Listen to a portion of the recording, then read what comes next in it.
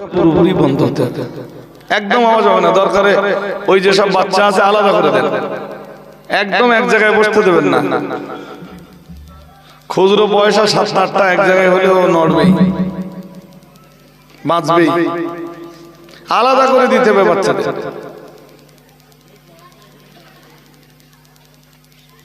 যাক, তো কি বলছিলাম, আল্লাহ নবীকে বললেন, নবী আপনি ধর্ম প্রচার করুন। নবী যেন বললেন, আল্লাহ আমি কি দিয়ে ধর্ম প্রচার করব? আল্লাহ বললেন, মা উনজিলা ইলাইকা মির রাব্বিক, ও নবী ধর্ম প্রচার করুন ওইটা দিয়ে যেটা আপনার রবের পক্ষ থেকে আপনার উপরে নাযিল হয়েছে। তার মানে হলো ধর্ম প্রচারের মানদণ্ড হলো ঐশী বাণী।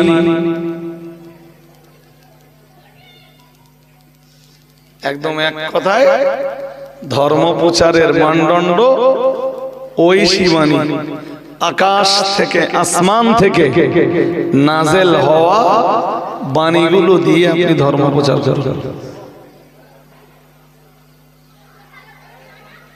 একজন মানুষ যদি ধার্মিক হতে চায়, একজন মানুষকে ধার্মিক বানাতে পারে, দুনিয়ার কোন মানুষের তৈরি করা মতবাদ নয়, দুনিয়ার কোন মানুষের চিন্তা ভাবনা একজন মানুষকে ধার্মিক বানাতে পারে না। একজন মানুষকে ধার্মিক বানাতে পারে আমার আল্লাহর কালাম।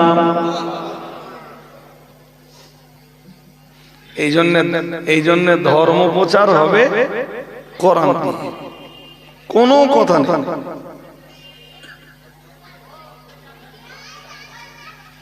আর যে কোরআন না জানে, যে কোরআন না বোঝে, এবার আপনাদের বুঝতে হবে যে কি দিয়ে ধর্ম প্রচার করবে, আর তার মজলিসেই বা আমরা কি শুনতে বসবো।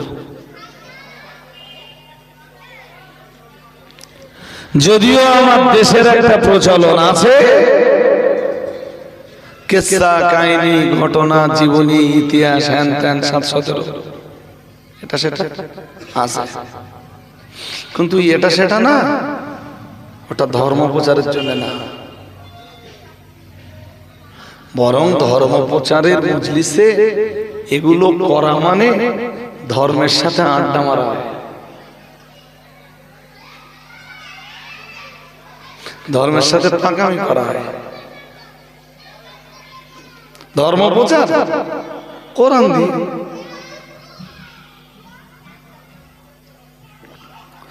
কুলিল হাক্কু মির রাব্বিকুম ফামান শাআ ফালইউমিন ওয়া মান শাআ ফালইয়াকফুর। মহান আল্লাহ জানিয়েছেন, আল হাক্কু মির রাব্বিকুম, হক সত্য নাযিল হয়েছে তোমার রবের পক্ষ থেকে। এই বাচ্চাগুলো হয় আলাদা করে বসকে দেন। আমি বারবার বলছি যে বাচ্চা এক জায়গায় বসতে দেবেন না।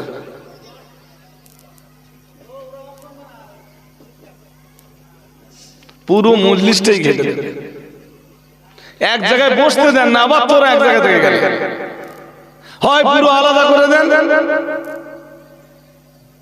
ওদের মুখ কখনোই বন্ধ হবে না। হয় নাকি? আমি বারবার বলছি যে খুচরো পয়সা পকেটে 7-8টা থাকলে কি হয়, ও নাড়া দিতে হয় না, এমনি বাঁচবে।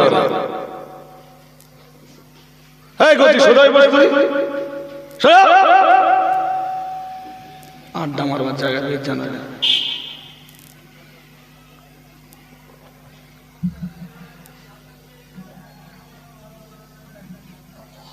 কোরআনের মজলিস হতে হবে একদম নীরব।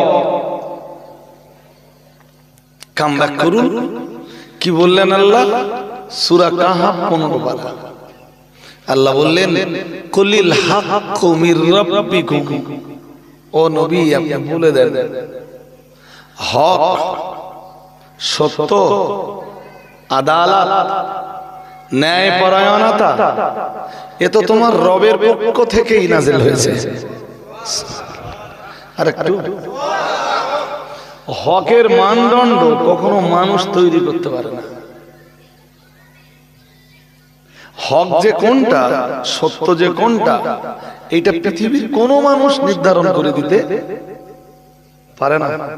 এটা একমাত্র নির্ধারণ করে দিতে পারেন আল্লাহ এবং তার রাসূল। আর একটু মন খুলে বলুন, এটা যদি মানুষের দেওয়া হতো কি সমস্যা হতো? আমি একটু পরে সেটা বলছি, আগে যেটা বলছিলাম বলে নেই। তো নবী বললেন, আল্লাহ আমার উপরে তো ধর্ম প্রচারের মহান দায়িত্ব আপনি দিলেন, কি দিয়ে আমি ধর্ম প্রচার করব? আল্লাহ বললেন, ওইটা দিয়ে প্রচার করবেন যেটা আপনার রবের পক্ষ থেকে আপনার উপরে আসমান থেকে নাযিল হয়েছে। মানুষের তৈরি করা কোনো মতবাদ দিয়ে আপনি ধর্ম প্রচার করতে পারবেন না।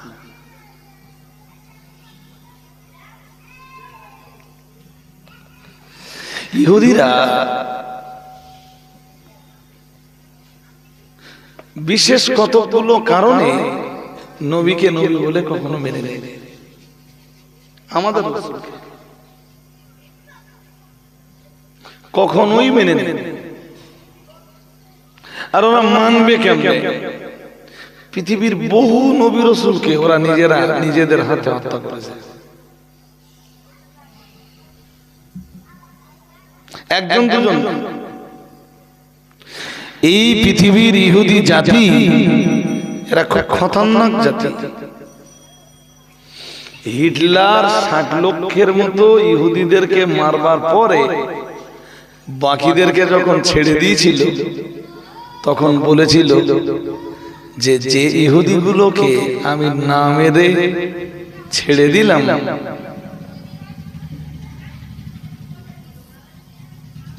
এই ছেলেটা বিরাট মাস্তানি মারতে যায়, অনেকক্ষণ ধরে ওখানে মাস্তানি মারতে যায়, তো ও চিল্লাবে, তো অন্য আশপাশে কোথাও যে চিল্লাবে।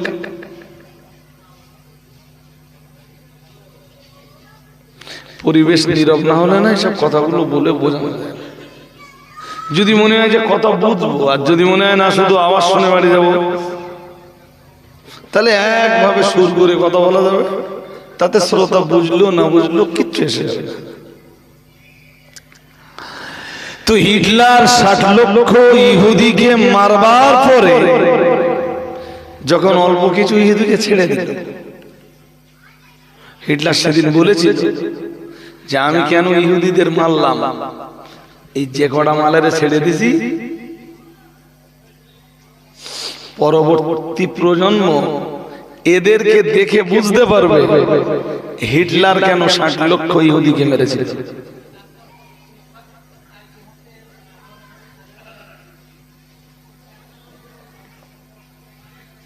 হিটলারের কাছে এই মারধর খাওয়ার পরে না ইহুদিরা তখন পৃথিবীতে যাযাবর, পৃথিবীর কোন কান্ট্রিতে ওদের ঠাঁই নাই। খ্রিস্টানদের সঙ্গে তো বরাবরই ইহুদিদের একটা ঝগড়া আছে। যদি বলেন ঝগড়া কি,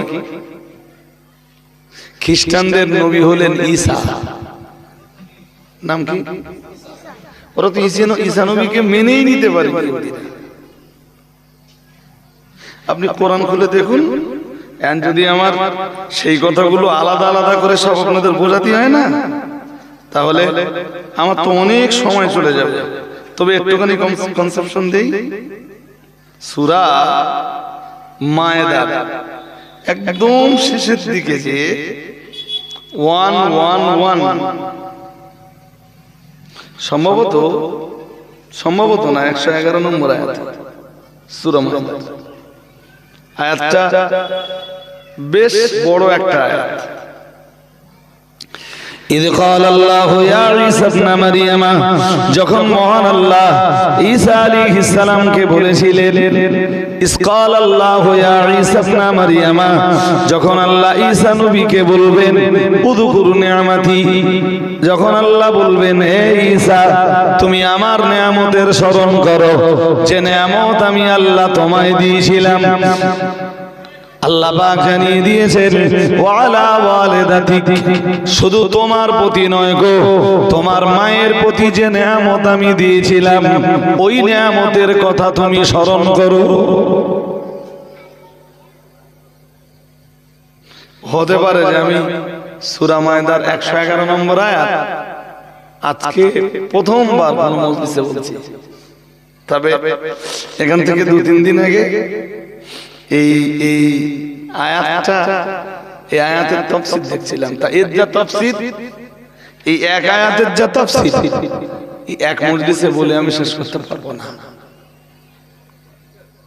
আল্লাহ পাকের কোরআন জানিয়েছে, উযকুরু নি'মাতি আলাইকা, হে নবী ঈসা আমি আল্লাহ পাক তোমায় বলছি, আল্লাহ তোমায় যে নিয়ামত দিয়েছেন তুমি সেই নিয়ামতের স্মরণ করো।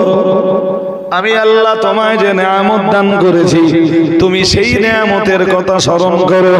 শুধু তোমাকে নয় গো, ওয়া ওয়ালিদাতিক, মহান আল্লাহ বললেন ওয়া আলা ওয়ালিদাতিক, এবং তোমার মায়ের প্রতি আমি আল্লাহ যে নিয়ামত দান করেছিলাম ওই নিয়ামতের কথা স্মরণ করো।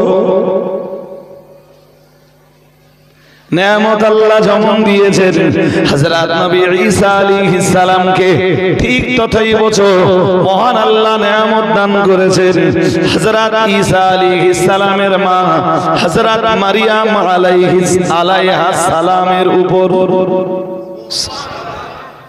আরেকটু মন খুলে বলেন।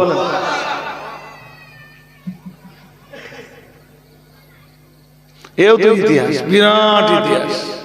এই যেটুকু আল্লাহ বললেন তোমার মায়ের উপরে যে নিয়ামত দিয়েছিলাম ওই নিয়ামতের কথা স্মরণ করে, তো বিরাট ইতিহাস। মারিয়ামের বাবার নাম ইমরান, বাবার নাম ইমরান, মায়ের নাম হান্না। হান্না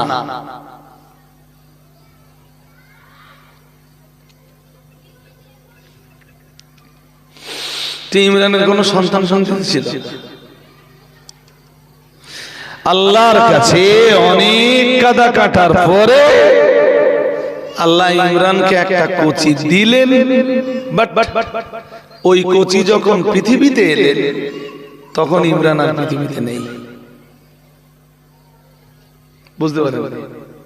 মানে ইমরানের কচি হান্নার গর্ভে জায়গা নেওয়ার পর ইমরান বিদায় নিলেন। যিনি ছিলেন হযরত মা মারিয়াম আলাইহাস সালামের বাবা আর ঈসা নবীর নানা। ঈসা নবীর নানা।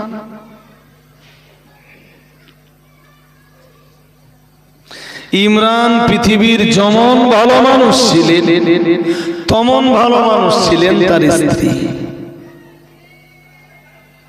সুবহানাল্লাহ বলেন। কোরআনের একটা সূরা আছে না, কোরআনের প্রথম সূরা ফাতিহা, দ্বিতীয় সূরা বাকারা, তৃতীয় সূরা সূরাতু আলে ইমরান। আল মানে বংশধর, আর ইমরান পৃথিবীর এই ভালো মানুষটার নাম, যিনি ঈসা নবীর নানা।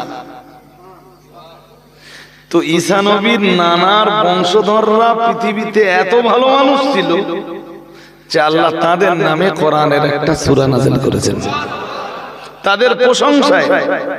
আপনি ঘুরিয়ে বলতে পারেন হুজুর আবু লাহাবের নামও তো সূরা নাযিল হয়েছে, বাট আবু লাহাবের প্রশংসায় সূরা নাযিল হয়নি, আবু লাহাবের নিন্দায় সূরা নাযিল হয়েছে। আর ইমরানের নিন্দায় সূরা নাযিল হয়নি, হযরত ইমরান আর ইমরানের বংশধরদের প্রশংসায় আল্লাহ সূরা নাযিল করেছেন।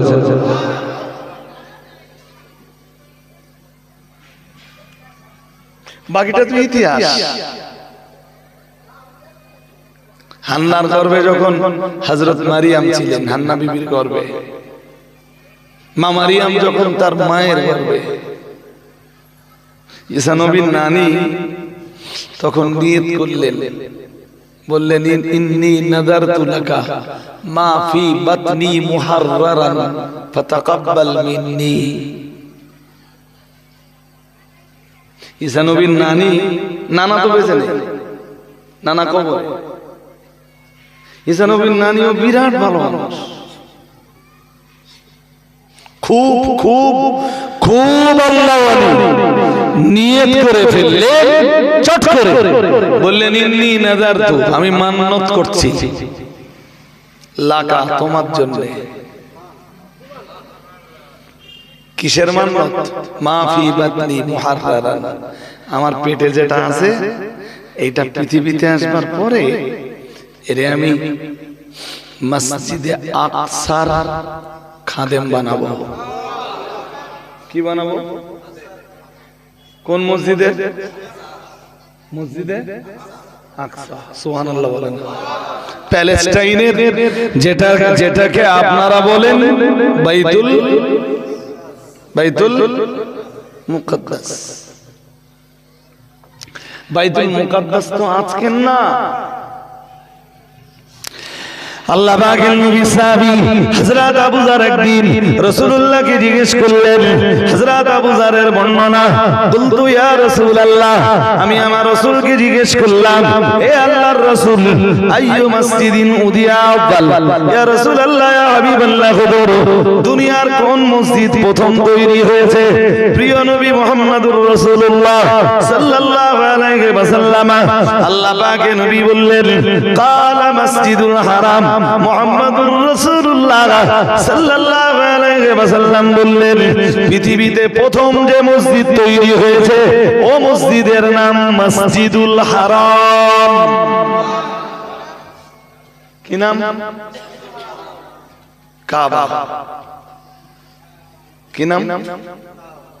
কাবা। কোরআনের অন্য আয়াতকে জিজ্ঞেস করুন, সেম অ্যানসার দেবে। আল্লাহ পাকের কোরআনের অন্য আয়াত বিবরণ দিয়েছে, মহান আল্লাহ জানিয়েছেন, আল্লাহ ঘোষণা দিয়েছেন, ইন্না আফদালা বাইতি উদিআ লিন-নাসি লাল্লাযী বিবাক্কাতা মুবারাকান ওয়া হুদাল লিল আলামিন। মহান আল্লাহ জানিয়েছেন, ইন্না আফদালা বাইতি উদিআ লিন-নাসি, মহান আল্লাহ জানিয়েছেন, নিশ্চয়ই পৃথিবীর প্রথম ঘর যেটাকে মানুষের জন্য তৈরি করা হয়েছিল, যেটাকে মানুষের জন্য তৈরি করা হয়েছিল, মানুষ তার ভিতরে আল্লাহর ইবাদত করবে, মানুষ তার ভিতরে আল্লাহর গুণগান করবে। আল্লাহ পাক রব্বুল আলামিন বললেন, লাল্লাযী বিবাক্কাতা, মহান আল্লাহ জানিয়েছেন, যে ঘরটি বাক্কা শহরে অবস্থিত। সুবহানাল্লাহ। কোন শহর? বাক্কা। কোন শহর? আমি বলছি না, বলো, কোরআনে আছে। কোথায় আছে? আমার জিজ্ঞেস করলে বলে দিতে পারবো। বললেন, আল্লাহ বললেন যে ঘর পৃথিবীর প্রথম ঘর ওইটা যেটা মানুষের জন্য তৈরি করা হয়, মানুষ তার ভিতরে আল্লাহর ইবাদত করবে, আল্লাহর জন্য সাজদা দিবে, আল্লাহর জন্য উপাসনা করবে, আরাধনা করবে। আমরা জানো বললাম আল্লাহ ঘরটা কোথায় অবস্থিত? আমার দিকে মন দিতে, ওদিকে না। ওদিকে মন দিলে তো সব শেষ হয়ে যাবে। আমি কোরআন শোনাচ্ছি আপনাদের। আমরা বললাম আল্লাহ ঘরটা কোথায় অবস্থিত? পৃথিবীর এই প্রথম ঘরটা। আল্লাহ বললেন, লাল্লাযী বিবাক্কাতা মুবারাকান ওয়া হুদাল লিল আলামিন। সুবহানাল্লাহ। বললেন ওটা বাক্কা শহর, যেটা বরকতময়, যেটা বরকতপূর্ণ এবং সমগ্র পৃথিবীবাসীর জন্য হেদায়েত। আমি এই কথাগুলো তাফসীর করতে বসিনি আজকে, শুধু বলছি বাক্কা শহরে ঘরটা অবস্থিত। আসলে মক্কা শরীফের আগের নাম ছিল বাক্কা। মক্কার আগের নাম বাক্কা।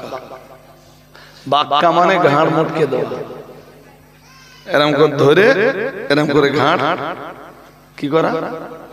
মুটকে দেওয়া। আরবি ডিকশনারি বা আরবি অভিধান বা লোগাত দেখলে বাক্কা শব্দের তাই অর্থ পাওয়া। পৃথিবীর যত বিদ্রোহীরা যুগে যুগে কাবা দখলের চেষ্টা করেছে, আল্লাহ যুগে যুগে সবারই ঘাট মুটকে দিয়েছেন। আব্রাহা বাদশাহ আসতেছিল না কাবা দখল করতে, আল্লাহ তারও ঘাড় মটকে দিয়েছেন। এই জন্য শহরটার নামই ছিল, বলুন বলুন, বাক্কা। রাসূলুল্লাহ মক্কায় রাসূলুল্লাহ মক্কায় এলেন, মানে ওই বাক্কা শহরেই এলেন। রাসূলের নাম আল্লাহ দিলেন মুহাম্মদ। কি নাম?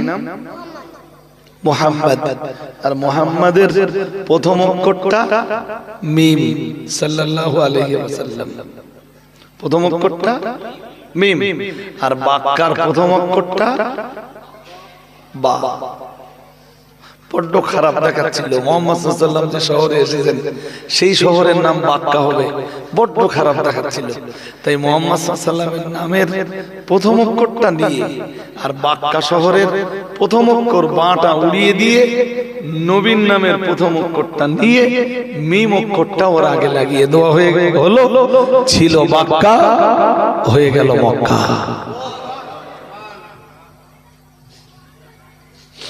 কিন্তু এই শহরের নাম যে বাক্কা, এটা কোরআন সাক্ষী দেয়। আর পৃথিবীর প্রথম ঘর এবং প্রথম মসজিদ এই বাক্কা শহরেই অবস্থিত, নাম তার কাবা। কি নাম? এর আগে পৃথিবীর কোন ঘর ছিল? চলুন হাদিসটায় ফিরে যাই আবার। আল্লাহ পাকের নবী সাহাবী হযরত আবু যর গফারি রাদিয়াল্লাহু তাআলা আনহুর বর্ণনা, কুলতু ইয়া রাসূলুল্লাহ আইয়ু মসজিদিন উদিয়া আব্বাল, ইয়া রাসূলুল্লাহ ইয়া হাবিবাল্লাহ, পৃথিবীর কোন মসজিদ সর্বপ্রথম তৈরি করা হয়? মুহাম্মদুর রাসূলুল্লাহ সাল্লাল্লাহু আলাইহি ওয়াসাল্লাম বললেন, কালা মসজিদুল হারাম, প্রিয় নবী বললেন মসজিদে হারাম। ও ভাইরা আমার মনে রাখো, এরপরে হযরত আবু যর আবার জিজ্ঞেস করলেন। হযরত আবু যর বলেন, আমি আবার বললাম সুম্মা আইয়ুন, ইয়া রাসূলুল্লাহ ইয়া হাবিবাল্লাহ, তারপরে কোন মসজিদ তৈরি হয়? প্রিয় নবী মুহাম্মদুর রাসূলুল্লাহ সাল্লাল্লাহু আলাইহি ওয়াসাল্লাম আল্লাহ পাকে নবী জবাব দিলেন, কালান নবী সাল্লাল্লাহু আলাইহি ওয়াসাল্লাম মসজিদুল আকসা। প্রিয় নবী মুহাম্মদুর রাসূলুল্লাহ সাল্লাল্লাহু আলাইহি ওয়াসাল্লাম আল্লাহ পাকে নবী বললেন, পৃথিবীর দ্বিতীয় মসজিদ হলো মসজিদে আকসা। আরেকটু মন খুলে বলেন, কোন মসজিদ বলেন তো? মসজিদে যেটা পৃথিবীর মানুষের কাছে বাইতুল মুকাদ্দাস নামে পরিচিত। কোরআনের বহু আয়াত বাইতুল মুকাদ্দাসের সাথে রিলেটেড।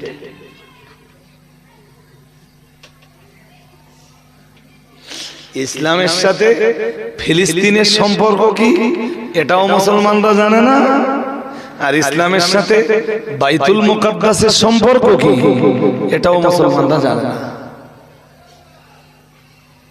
চলুন কামব্যাক করি একটু।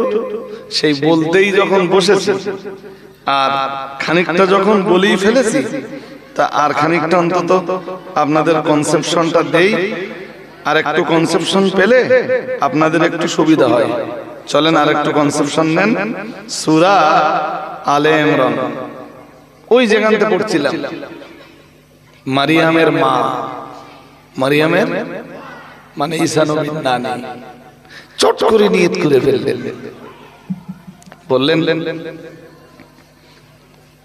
বললেন রব্বি ইন্নী নাযারতু লাক, বললেন আল্লাহ আমি আপনার জন্য মান্নাত করছি। কার জন্য? আমরা যেমন এই মান্নাত টান্নাত করি না, যে আমার ছেলে সুস্থ হয়ে গেলে, আমার ছেলে সুস্থ হয়ে গেলে মসজিদে আমি বহু লোক খাওয়াবো, এক মসজিদ লোক খাওয়াবো, মা নিয়ত করেছে, মান্নাত করেছে। চল এই কিছু কথা বলতে না বাবা, এ তো ভালোভাবে বসেছিল, তুই এসে ওর সাথে কথা বলছিস। কথা বললি কিন্তু থাকতে দেবো না, বলো দোস্ত। এ হুজুরের চেনো না, বলো। বললেন ইন্নি, না না না, এবার থেকে আর একবার ওদের কাছে হেরে গেলি হবে। বললেন ইন্নি নাযারতু লাক, আল্লাহ আমি মান্নাত করছি। আমরা কি মান্নাত করি? আমার কচি ভালো হয়ে গেলি আল্লাহ এক মসজিদ লোক খাওয়াবো, একটা বড় গরু ওই গরু দাও, আস্ত গরু, চারটে ঠ্যাং, মান্নাত। এই ধরনের মান্নাত করবেন না, কখনোই করবেন না। যদি কখনো মান্নাত করতে হয়, হযরত মারিয়ামের মায়ের মতো মান্নাত করুন। যদি মান্নত করতে হয় ইমাম বুখারীর মায়ের মতো মান্নত করুন, যেমন ইমাম বুখারীর মা মান্নত করেছিলেন, আল্লাহ আমার মুহাম্মদ, ইমাম বুখারীর আসল নাম ছিল মুহাম্মদ, আল্লাহ আমার মুহাম্মাদের চোখ দুটো যদি ফিরিয়ে দেন, আমার ছেলের ফিরে পাওয়া চোখ দুটো দিয়ে পৃথিবীর যে মানুষগুলোর জ্ঞান চক্ষু অন্ধ, আমি তাদের অন্ধ চোখে আলো ফিরিয়ে দেওয়ার চেষ্টা করব। এর নাম মান্নত। ঈসা নবীর নানি মান্নত করছিলেন, রব্বি ইন্নী নাযারতু লাক মা ফি বাতনি মা ফি বাতনি মুহাররারান। এটা সূরা আলে ইমরানের 35 নম্বর আয়াত। আমি তো এই আয়াতের নম্বর গুলো অত মনে রাখতে পারি না, থাকেও না ভাই, ওই নিয়ে খুব বেশি চর্চাও করি, চেষ্টা করলে পারবো। আয়াত যদি ব্রেনে নিতে পারি তা আয়াতের নম্বরটা নেবো, তার কথা বলবো, বাট ওই নিয়ে তো খুব বেশি গবেষণা করা হয় না, আয়াতগুলো নিয়ে তাই অনেক সময় ধরে পড়ে থাকি। বললেন আমি মান্নত করছি আল্লাহ আমার গর্ভে যা আছে এটা পৃথিবীতে এলে ছেলে না মেয়ে তখন একবারও ভাবেননি। বললেন আমি আমার গর্ভের এই সন্তানকে পৃথিবীতে এলে ওকে বাইতুল মুকাদ্দাসের খাদেম বানাবো। আরেকটু ওর কাছে আমি কিচ্ছু চাচ্ছি না, আমাদের কচিকাঁচা লালন পালন করার উদ্দেশ্য আর ইমরানের স্ত্রী হযরত ইমরানের স্ত্রী বিবি হান্নার সন্তান লালন পালনের উদ্দেশ্য একদম আকাশ পাতাল পার্থক্য।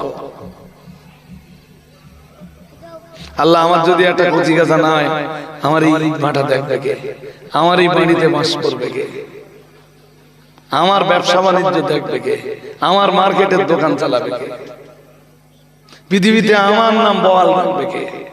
বাট ইমরানের স্ত্রীর মান্নত একদম পুরো আলাদা, তার সন্তান লালন পালনের চিন্তা ভাবনা পুরো আলাদা।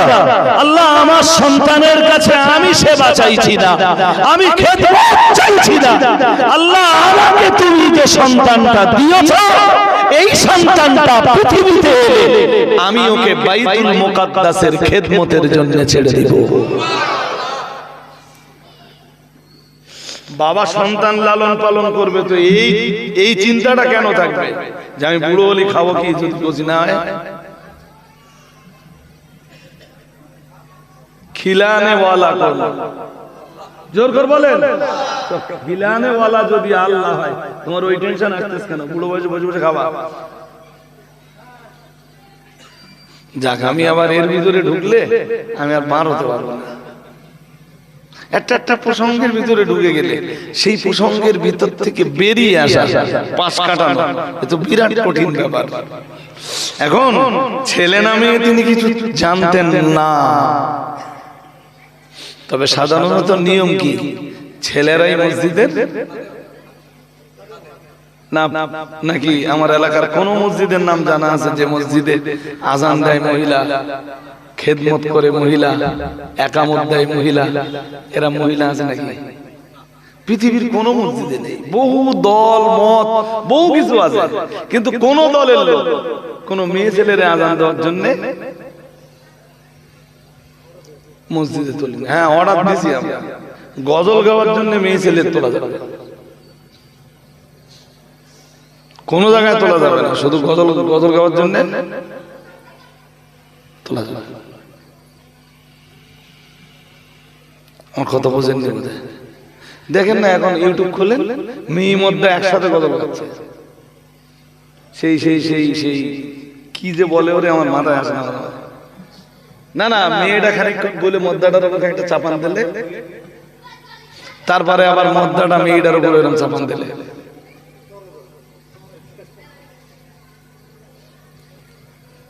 এই তো হচ্ছে। আপনি একটু খুলে দেখেন পেয়ে যাবেন হোয়াট ইজ দিস। এতে ইসলাম বাঁচবে না ইসলাম ধ্বংস হবে? ইসলাম মজবুত হবে না ইসলাম দুর্বল হবে? আমার সমাজ কেউ ভাবেনি, কেউ এইটাও ভাবেনি যে পৃথিবীর কোন মসজিদের মহিলা মুয়াজ্জিন নেই, আমরা মেয়েদের এখানে চলুন আর একটুখানি এগিয়ে যাই। কি বললেন? ইন্নী নাযারতু লাকা মা ফি বাতনি মুহাররারান ফাতাকাব্বাল মিন্নি। হযরত ঈসা আলাইহিস সালামের নানি বললেন আল্লাহ আমার পেটের ভিতরে যা আছে আমি মান্নত করছি আল্লাহ পৃথিবীতে এলে ওটাকে আমি বাইতুল মুকাদ্দাসের খাদেম বানাবো, খেদমতের জন্য নিযুক্ত করব। আল্লাহ তোমার ইবাদতের জন্য, তোমার উপাসনা আরাধনার জন্য ওকে স্বাধীন করে দেব। ফাতাকাব্বাল মিন্নি, ও রব্বুল আলামিন এটা তুমি আমার পক্ষ থেকে কবুল করে নাও। আর একটু মন খুলে বলেন আল্লাহ তুমি একটু কবুল করো। এরপরে কি হলো দেখেন, আল্লাহ পাকের কোরআন জানিয়েছে ফালাম্মা ওয়াদাআতাহা ক্বালাত রাব্বি ইন্নী ওয়াদাতুহা উনসা আল্লাহু আ'লামু বিমা ওয়াদাআত ওয়া লাইসা যাকারু কাল উনসা ওয়া ইন্নী সামাইতুহা মারইয়ামা ওয়া ইন্নী উঈদুহা বিক ওয়া যুররিয়াতাহা মিনাশ শাইতানির রাজীম। পড়ুন আল্লাহু আকবার।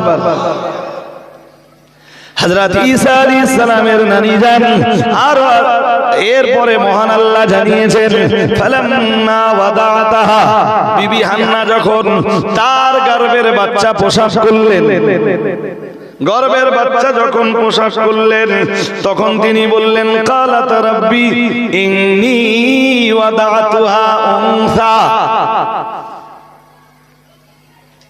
আল্লাহ আমার মোটে সন্তান ছিল না, আমি সন্তান চাচ্ছিলাম, তবে আমার মনের ভিতরে এইটা লুকিয়েছিল সন্তানটা যেন পুত্র সন্তান হয়, তাহলে আমি তাকে দিয়ে তোমার দিনের খেদমতটা 16 আনা করাতে পারবো। কিন্তু আল্লাহ চাইছিলেন ছেলে, হয়ে গেল মেয়ে। চাইছিলাম মানে মুখ ফুটে কোনোদিন বলেননি, তবে ভিতরের একটা চাহিদা ছিল। বাইতুল মুকাদ্দাসের খাদেম হতে গেলে কি দরকার, তো তাই তো বোঝায়। তো হয়ে গেল মেয়ে।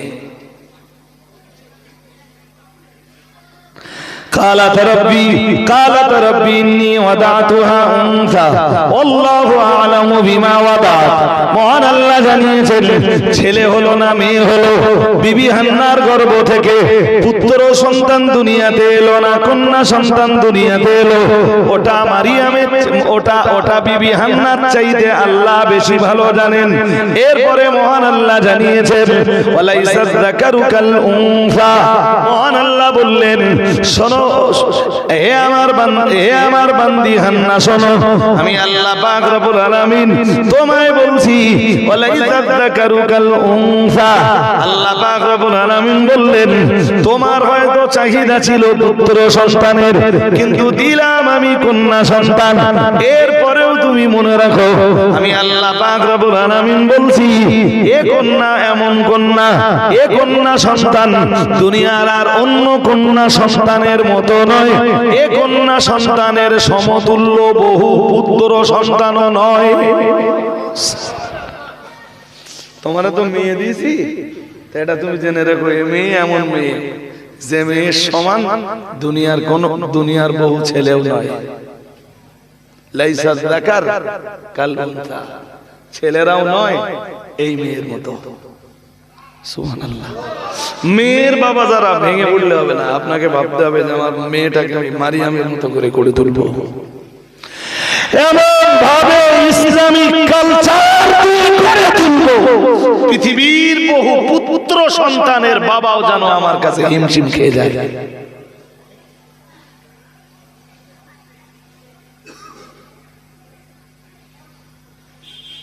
কি বলছে বুঝতেছেন নাকি? মেয়ে হলে ভেঙে পড়ার কিছু নেই তো, মেয়েরে মানুষের মতো মানুষ করবে না। নবীর বংশ তো কিয়ামত পর্যন্ত রক্ষা হবে। মা ফাতেমার সন্তান সন্ততিদের মাধ্যমে। এই যে পুরো বাংলাদেশ পাকিস্তান সব তোলপাড় হয়ে যাচ্ছে না, মাহাদি মাহাদি ইমাম মাহাদি ইমাম মাহাদি করে। পাকিস্তানের মোহাম্মদ বিন কাসিম নামের এক যুবক, তাকে কেন্দ্র করে সবাই বলছে সেই ইমাম মাহাদি হওয়ার উপযুক্ত বলছে। আল্লাহু আ'লামু বিস-সাওয়াব, সঠিকটা আল্লাহই। এ ব্যাপারে আমি কোনো মন্তব্য করতে চাইছি না, আজকে কোনো মন্তব্য করতে যাচ্ছি না, শুধু একটা হাদিস বলছি। আল্লাহ পাকের রাসূল জানিয়েছেন আল মাহদিয়ু মিন ইতরাতি মিন আওলাদ ফাতিমাতা আও কামা ক্বালা আলাইহিস সালাম। দয়ার নবী মুহাম্মদুর রাসূলুল্লাহ সাল্লাল্লাহু আলাইহি ওয়াসাল্লাম আল্লাহ পাকের নবী জানিয়ে দিয়েছেন আল মাহদিয়ু মিন ইতরাতি মিন আওলাদ ফাতিমাতা। আল্লাহ পাকের রাসূল জানিয়েছেন ইমাম মাহদি আমার বংশ থেকে, আমার কন্যা ফাতেমার গোত্র থেকে পৃথিবীতে আসবে। আরেকটু মন খুলে বলেন, কার গোত্র থেকে? আমার বংশে আর আমার ফাতেমার। তাহলে মা ফাতেমার গোত্র এখনো বেঁচে মেয়ে হয়েছে তো কি হয়েছে, আপনার ভেঙে পড়ার কিছু নেই তো। দুটো তিনটে মেয়ে খুব ভেঙে পড়েছে, আল্লাহ এত লোকের ছেলে যাচ্ছে, আমার একটা ছেলে যায় না। আর কিছু জানোয়ার তো আছে, বারবার মেয়ে হলে বউ তালাক দেয়। এগুলো মানুষ না জানোয়ার? কিছু বলবেন তো? জানোয়ার ছাড়া যদি বৈজ্ঞানিক কায়দাটা বিশ্বাস করা হয় তো বারবার ছেলে হওয়ার জন্য মেয়েরা দায়ী না। বিজ্ঞান যা থিওরি দেয়, বিজ্ঞানের থিওরি অনুযায়ী বারবার বারবার মেয়ে হওয়ার জন্য মদ্দারা দেয়। কারা দেয়? বিজ্ঞানের থিওরি। আর ইসলামিক থিওরিতে কেউ দেয় না, ছেলেও দেয় আল্লাহ, মেয়েও দেয় আল্লাহ। তো বৌদ্ধ দিচ্ছে, বোধ চাইতে তোর গায়ে তো শক্তি বেশি। তা তিনটে মেয়ে হয়েছে, তুই এবার একটা ছেলে করে দেখা, তোর তো শক্তি বেশি, ক্ষমতা বেশি, এটা করে দেখা। এটা কেউ করবেন না। চলো আমরা আর একটু এগিয়ে যাই। কথা তো অনেক। আল্লাহ বলেন আমি এসব কথা ভাই বলতে গেলে শুধু সময় যাবে। এরপরে বললেন ওয়াইন্নী সাম্মাইতুহা মারিয়ামা, মহান আল্লাহ জানিয়েছেন আমি তার নাম দিলাম মারিয়াম।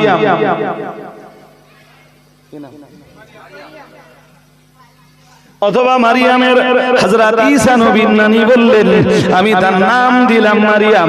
এরপরে আবার বললেন ওয়া ইন্নী উঈযুহা বিক, ও রব্বুল আলামিন ঈসার নানী বললেন আল্লাহ আমি তার নাম দিলাম মারিয়াম, এবং শয়তান থেকে তার ব্যাপারে এবং তার বংশধরদের ব্যাপারে আমি আপনার কাছে আশ্রয় গ্রহণ করলাম। শয়তান যেন তাকে স্পর্শ না করতে পারে এবং তার বংশকে যেন স্পর্শ না করতে পারে। সুবহানাল্লাহ। আরেকটু মন খুলে বলেন। এই জন্য নবী তো বলেই দিয়েছেন ঈসা নবীর মা আর ঈসা নবীকে শয়তান ছুঁয়নি। শয়তান বাকি সবাইকে শয়তান ছুঁয়েছে। আর যেই এসে শয়তান ছোঁয়ার এখান গুঁতো দেয় অমনি বাচ্চা কেঁদে ওঠে। এই হাদিস শরীফে আছে। আমি সেই হাদিস শরীফ আজকে বলবার মতো নো কন্ডিশন। চলুন এবার একটু কামব্যাক করি। এরপরে ওই যে নিয়ত করলেন বাইতুল মুকাদ্দাসের খাদেম হবে, বাইতুল মুকাদ্দাসই দিয়ে দিলেন। তাহলে বাইতুল মুকাদ্দাসের সম্পর্ক ঈসা নবীর মায়ের সাথে সম্পর্কিত। বাইতুল মুকাদ্দাসের সম্পর্ক হযরত ঈসা নবীর সাথে সম্পর্ক। বাইতুল মুকাদ্দাসের সম্পর্ক জাকারিয়া নবীর সাথে সম্পর্ক। বাইতুল মুকাদ্দাসের সম্পর্ক হযরত নবী ইয়াহইয়া আলাইহিস সালামের সাথে সম্পর্কিত। বাইতুল মুকাদ্দাস ইব্রাহিম নবীর সাথে সম্পর্কিত। বাইতুল মুকাদ্দাস হযরত ইসহাক নবীর নবীর সাথে সম্পর্কিত। হযরত নবী ইব্রাহিম আলাইহিস সালাম যেভাবে তার এক বেটা ইসমাঈলকে নিয়ে আল্লাহর কাবার দেওয়ালকে উত্তোলন করেছিলেন, উঁচু করেছিলেন, ঠিক ওইভাবেই হযরত নবী ইব্রাহিম আলাইহিস সালাম ফিলিস্তিনের মাটিতে দাঁড়িয়ে তার আরেক বেটা হযরত ইসহাককে নিয়ে বাইতুল মুকাদ্দাসের দেওয়াল উঁচু করেছিলেন।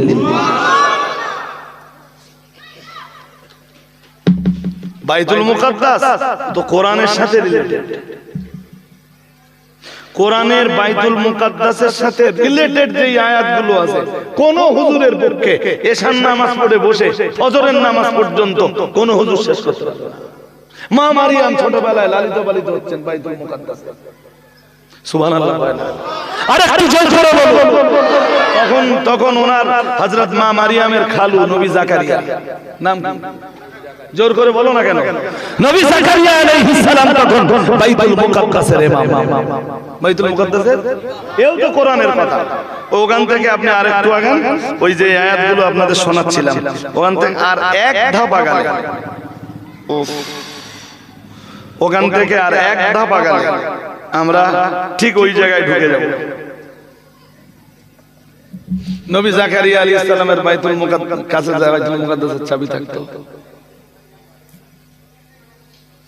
মারিয়াম আলাইহিস সালাম তখন লালিত পালিত হতেন জাকারিয়া নবীর দায়িত্বে। সুবহানাল্লাহ বলেন। আরেকটু মন খুলে বলেন। একদম দেখভাল সব করতেন জাকারিয়া। একদিন মারিয়ামকে অন্য দিনের মতো দেখতে গেছে, এই দেখেন এখানে আছে কোরআনে। আল্লাহু আকবার। এই যে فتقبلها ربها بقبول حسن وأنبتها نبتا حسنا وكفلها زكريا كلما دخل عليها زكريا كلما دخل عليها زكريا المحراب وجد عندها رزقا قال يا مريم أن لك هذا قالت هو من عند الله إن الله يرزق من يشاء بغير حساب পড়ুন আল্লাহু আকবার। সূরা আলে ইমরানের ভিতরেই রয়েছে, যখনই হযরত নবী জাকারিয়া আলাইহিস সালাম মা মারিয়ামকে দেখবার জন্য, দেখভালের জন্য এগিয়ে যেতেন, মা মারিয়ামের কাছে যেই দেখতে পেতেন হযরত মা মারিয়ামের সামনে রয়েছে ওয়াজাদা ইনদাহা রিজকান, বিভিন্ন ধরনের ফল, যে ফলগুলো দেশের মাটিতে কোথাও পাওয়া যায় না। সুবহানাল্লাহ। দেশের কোন মার্কেটে যেসব ফল পাওয়া যায় না, মারিয়ামের সামনে ওইসব ফল। মা মারিয়াম তখন বাইতুল মাকদাসে, কোথায় এইসব ফল আসতেছে কোথায়? তো এই আয়াত তো বাইতুল মুকাদ্দাসের সাথে রিলেটেড। রিলেটেড না? রিলেটেড না। আল্লাহ পাকের কোরআনে জানিয়েছে কুল্লামা দাখালা আলাইহা জাকারিয়াল মিহরাবা। মেহরাব বলেন? হ্যাঁ না বলবেন তো? কোন মসজিদের মেহরাবের কথা বলতেছেন? আল্লাহ বাইতুল মুকাদ্দাস কোরআন আর হাদিসের ভাষায় যার অন্য নাম মসজিদে আকসা। মসজিদে وجد عندها رزقا قال يا مريم أن لك هذا, বিভিন্ন ধরনের ফল দেখে হযরত নবী জাকারিয়া আলাইহিস সালাম আশ্চর্য হয়ে গেলেন। ও ভাইরা আমার, মনে রাখো আল্লাহ পাকের কোরআন জানিয়েছে হযরত নবী জাকারিয়া আলাইহিস সালাম এক বিন্দু বিসর্গ দেরি না করে মা মারিয়ামকে জিজ্ঞেস করলেন, قال يا مريم أن لك هذا, হে মারিয়াম বলো তুমি এ ফল তুমি কোথায় পেলে? तमाम দেশের মাটিতে কোন মার্কেটে এই সময়ে এই মৌসুমে তো এ ফলগুলো পাওয়া যায় না। হে আল্লাহর বান্দি মারিয়াম, এ ফল তুমি কোথায় পেয়েছো বলো। হযরত মা মারিয়াম এক বিন্দু বিসর্গ জবাব না দিয়ে বললেন, কালাত হুয়া মিন ইনদিল্লাহ, বললেন এ ফলগুলি আমার কাছে আমার আল্লাহর পক্ষ থেকেই এসেছে। কার পক্ষ থেকে? একটু আওয়াজ দিয়ে বলতে পারেন না? বলবেন তো কার পক্ষ থেকে এসেছে? আল্লাহর পক্ষ থেকে। কে পাঠিয়েছেন? আল্লাহ। কে পাঠিয়েছেন? আল্লাহ। আল্লাহর পক্ষ থেকে এসেছে মানে দুনিয়ার না জান্নাতের? তো জান্নাতের ফল আসতেছে বাইতুল মুকাদ্দাসে। বাইতুল হাজিরিন মজলিস মনে রাখো, গভীরভাবে বুঝবার ব্যাপার। হযরত নবী জাকারিয়া আলাইহিস সালাম আশ্চর্য হয়ে গেলেন। হুনালিকা দাআ জাকারিয়া রাব্বা, ঠিক ওই জায়গায় দাঁড়িয়ে ওই দৃশ্য দেখেই হযরত নবী জাকারিয়া আল্লাহকে ডাক দিলেন, মানে আল্লাহর কাছে দোয়া করতে শুরু করলেন। কালা রাব্বি হাবলি মিন লাদুনকা যুররিয়াতান তাইয়্যিবাতান ইন্নাকা সামিউদ দুআ। হযরত নবী জাকারিয়া হুনালিকা দাআ জাকারিয়া রাব্বাহু, হযরত নবী জাকারিয়া ওখানে দাঁড়িয়েই তার রবের কাছে তিনি দোয়া করতে লাগলেন। আমরা যেন বললাম আল্লাহ কি দোয়া, মহান আল্লাহ বললেন আমার নবী জাকারিয়া সেদিন বলেছিলেন কালা রাব্বি হাবলি মিন লাদুনকা যুররিয়াতান তাইয়্যিবাতান। ও রব্বুল আলামিন, तमाम দেশের মাটিতে কোথাও যে ফল পাওয়া যায় না, ওই ফল যদি আপনার বান্দি মারিয়ামের জন্য আপনি ব্যবস্থা করে দিতে পারেন। আল্লাহ, আমার বয়স 120 বছর, আমার স্ত্রীর বয়স 98 বছর, এখনো আপনি আমাকে সন্তানও দিতে পারেন। আরেকটু মন বলে জাকারিয়া নবী ওই জায়গায় দাঁড়িয়ে নিজের সন্তান নেই তাই দোয়া চাইছেন, আল্লাহ আমি বিশ্বাস করি আপনি এখনো আমাকে সন্তান দিতে। আমি বুড়ো হয়ে গেছি তো কি হয়েছে, আমার স্ত্রী বৃদ্ধা হয়ে গেছে তো কি হয়েছে, আমরা বিশ্বাস করি আল্লাহ এখনো সন্তান দিতে পারেন। রব্বি হাবলি যুররিয়াতান তাইয়্যিবাতান ইন্নাকা আনতাস সামিউদ দুআ। সুবহানাল্লাহ। আর একটু মন খুলে বলেন, ব্যাস ওখানেই ওই বাইতুল মুকাদ্দাসের মিহরাবে দাঁড়িয়ে দোয়া করলো, আর ওখানকার দোয়াই আল্লাহর দরবারে মঞ্জুর হলো। আল্লাহ 120 বছর বয়সে জাকারিয়া নবীকে সন্তান দিলেন। তার সন্তান নবী, আল্লাহ বললেন ইসমুহু ইয়াহইয়া। এটা 16 পারা সূরা মারিয়ামের ভিতরে আছে। আল্লাহ বললেন আমি তার নাম দিলাম মারিয়া, আমি তার নাম দিলাম ইয়া। সুবহানাল্লাহ বলেন। আর একটা মন করে তাহলে ওই সেই মসজিদ, যেই মসজিদে সম্পর্ক জাকারিয়া নবীর, যেই মসজিদে সম্পর্ক ঈসা নবীর মায়ের, যেই মসজিদে সম্পর্ক হযরত ঈসা আলাইহিস সালামের, যেই মসজিদে সম্পর্ক হযরত দাউদ আলাইহিস সালামের, যে মসজিদে সম্পর্ক ছিল সুলাইমান আলাইহিস সালামের, যে মসজিদে সম্পর্ক ছিল হযরত নবী ইয়াকুব আলাইহিস সালামের, ইসহাক আলাইহিস সালামের, ঈসা আলাইহিস সালামের, যে মসজিদের সাথে রিলেটেড ছিলেন হযরত নবী লূত আলাইহিস সালামের মতো নবী, যে মসজিদে तमाम পৃথিবীর সমস্ত নবী রাসূলরা সালাত আদায় করেছেন। আরেকটু মন খুলে বলেন, সেইটাই বাইতুল মাকদাস, সেইটাই। আমি তো আজকে এই বাইতুল মুকদ্দাস নিয়ে আলোচনা করব, এরকম কোনো ইচ্ছা, টার্গেট, উদ্দেশ্য আমার কোনোটাই ছিল না, কিন্তু প্রসঙ্গ এলো আর খুব হালকা কিছু আলোচনা তো আপনাদের কাছে করেই ফেললাম। একদম শেষ লগ্নে হাতে যে ধরে দেব এরকম সময় নেই। সূরা মায়েদার 111 নম্বর আয়াতে কথা বলছিলাম না, আল্লাহ ঈসা নবীকে স্মরণ করাচ্ছেন, আমি তোমার উপরে যে নেয়ামত দিয়েছি আর তোমার মায়ের উপরে যে নেয়ামত দিয়েছি সেই নেয়ামতের স্মরণ করো। মায়ের, ঈসা নবীর মায়ের উপরে আল্লাহর নেয়ামত নেই? জোর করে বলেন। ওই যে খাবার আসতেছে শয়তান থেকে রক্ষা করেছে, কথা কি বুঝতেছেন? বাইতুল মুকাদ্দাসের একটি মেয়ে, এরপরও আল্লাহ বাইতুল মুকাদ্দাসের জন্য তাকে কবুল করেছেন। আর একটু মন খুলে বলেন, নেয়ামত আছে না নেই?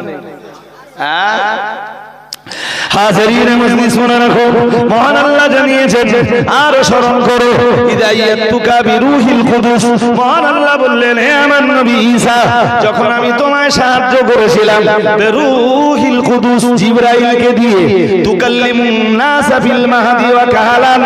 আল্লাহ পাক রব্বুল আলামিন বললেন ও আমার নবী ঈসা, আমি আল্লাহ তোমায় সাহায্য করেছিলাম বলেই তো তুমি দোল্লায় কিংবা মায়ের কোলে থাকা অবস্থায় কথা বলতে পেরেছিলে। আরেকটু মন করুন, ঈসা নবীর মাকে যখন কেউ বিশ্বাস করছিল না, সবাই যখন ভাবছিল যে মারিয়াম ব্যভিচার করেছেন, আর এই সন্তান, মারিয়ামের মায়ের তো বিয়ে হয়নি, তা সন্তান কোথা থেকে এলো? সবাই যখন অবিশ্বাস করছিল তখন আল্লাহ ঈসা নবীর জবান খুলে দিলেন।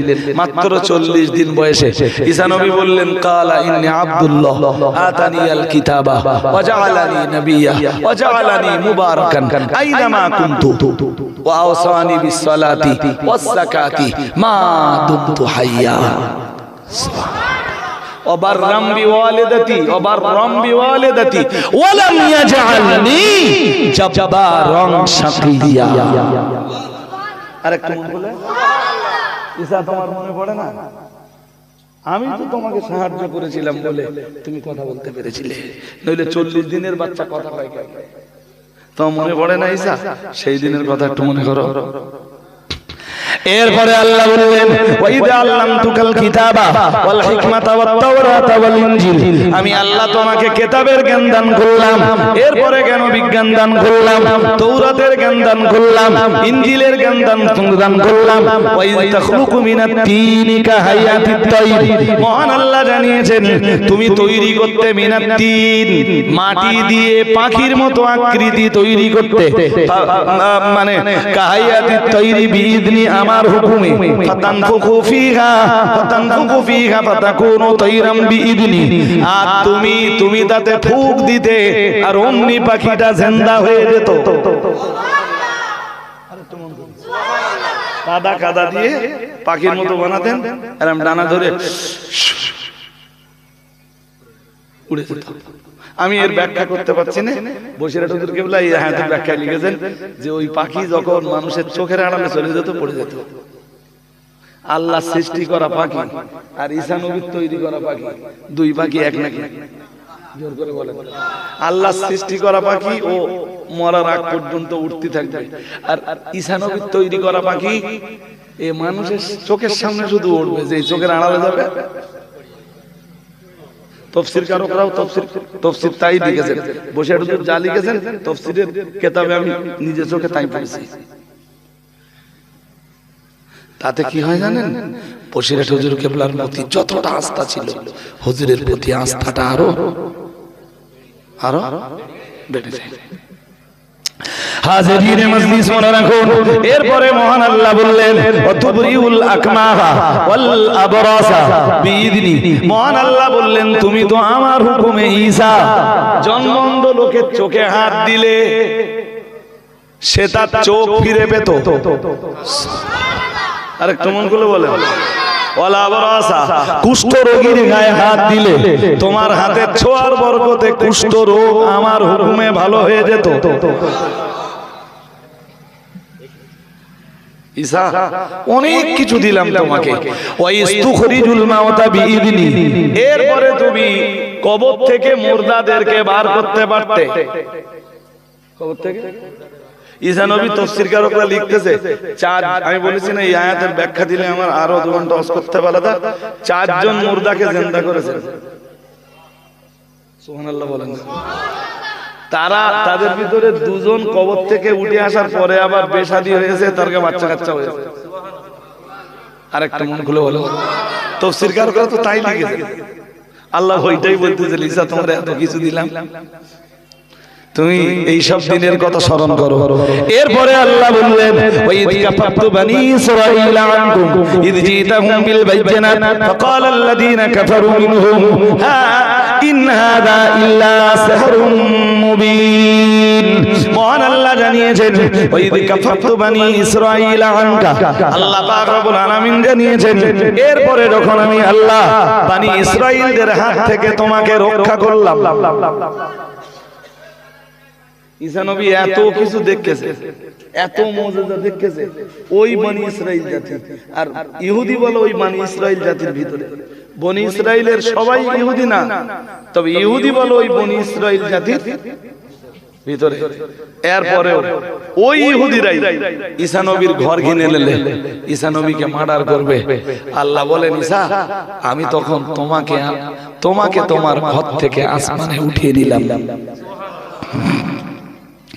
তোমাকে জীবিত অবস্থায় আমি আকাশে তুলে নিলাম, আজ ঈসা নবী আসমানে সুরক্ষিত অবস্থায় আছেন।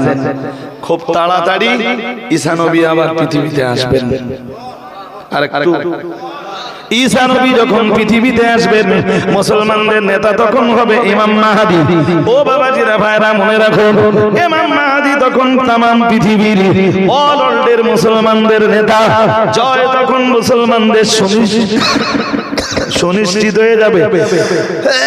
একের পর এক এরিয়া মুসলমানদের হাতে শুধু জয় হতে থাকবে। এই যে মুসলমানদের ভিতরে এত দল মত, এত বিরোধ গন্ডগোল আছে, এসব কিচ্ছু ঈসা নবী আসবার পরে থাকবে না।